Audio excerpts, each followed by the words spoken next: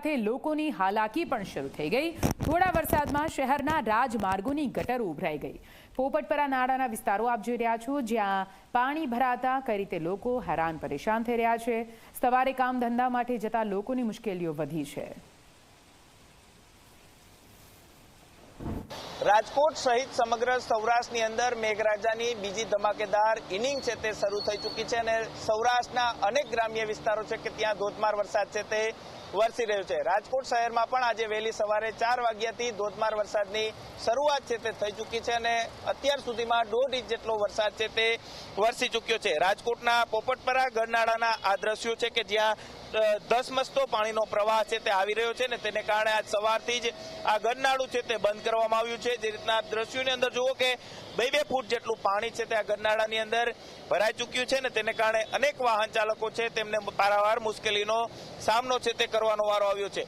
અત્યાર સુધીની રાજકોટના વરસાદની વાત કરીએ તો આજે સવારે 4 વાગ્યાથી જે રીતના ધોધમાર વરસાદની શરૂઆત થઈ હતી ને તેને કારણે 1.5 ઇંચ જેટલો વરસાદ છે તે રાજકોટ શહેરની અંદર વરસી ચૂક્યો છે। અત્યાર સુધીના સિઝનમાં 6.19 ઇંચ જેટલો વરસાદ છે તે વરસ્યો છે। રાજકોટ મધ્યની વાત કરવામાં આવે તો 75 mm જેટલો વરસાદ છે તે અત્યાર સુધીમાં વરસ્યો છે, જ્યારે રાજકોટ પૂર્વની અંદર 26 mm જેટલો વરસાદ આજ સવારથી જ જોવા મળી રહ્યો છે।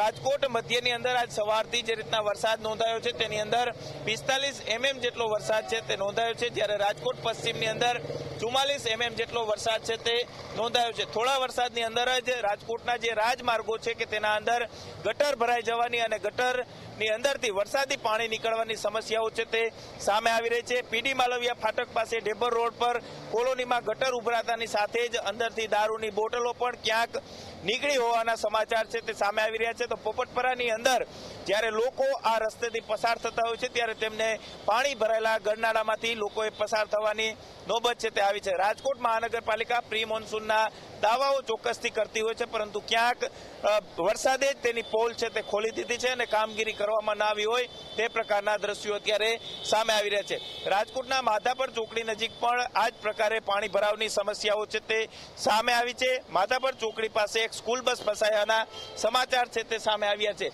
રાજકોટ સહિત સૌરાષ્ટ્રની વાત કરવામાં આવે તો સૌરાષ્ટ્રના અનેક જિલ્લાઓની અંદર ધોધમાર વરસાદ છે તે નોંધાયો છે। તેની અંદર દ્વારકા અને જૂનાગઢ જિલ્લાની અંદર સૌથી વધારે વરસાદ છે તે વરસ્યો છે। રાજકોટના ઉપલેટા પંથકની અંદર પણ ધોધમાર વરસાદ છે તે વરસ્યો છે ને તેને કારણે ખેડૂતોની અંદર એક ખુશીનો માહોલ છે તે જોવા મળી રહ્યો છે અને વાવણી લાયક વરસાદ થઈ ચૂક્યો છે, પરંતુ ક્યાંક શહેરી વિસ્તારની અંદર આ વરસાદ છે તે લોકોની મુશ્કેલી રૂપ સાબિત થતો હોય તે પ્રકારના દ્રશ્યો જોવા મળી રહ્યા છે। કેમેરા પર્સન ઉદય પવાર સાથે ગૌરવ દવે, ઝી મીડિયા, રાજકોટ।